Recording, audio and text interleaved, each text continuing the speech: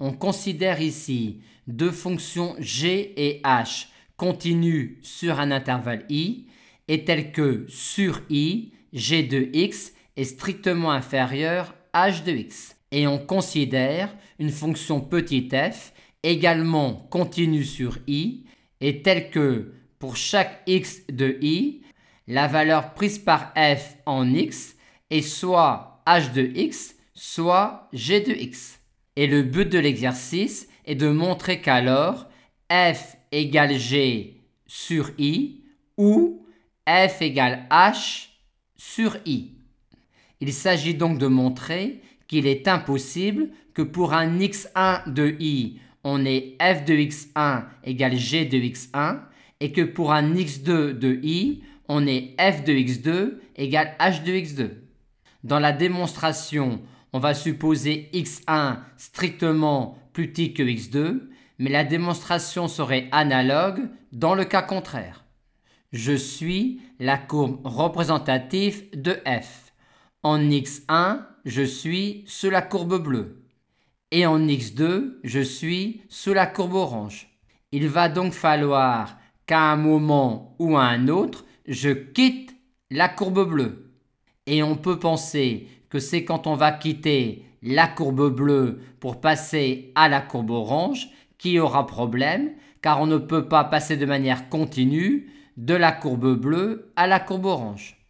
On va donc considérer l'ensemble des réels x du segment x1, x2, tel que f de x égale g de x. Cet ensemble-là est non vide et est majoré. Il admet donc une borne supérieure. La borne supérieure de E n'appartient pas forcément à E, mais il existe une suite xn de points de E qui convergent vers alpha.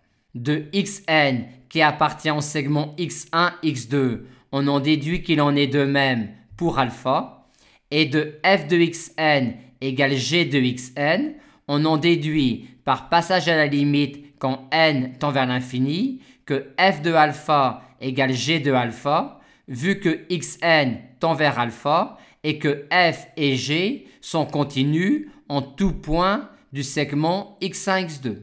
En alpha, on est donc encore sur la courbe bleue, et donc alpha est strictement plus petit que x2.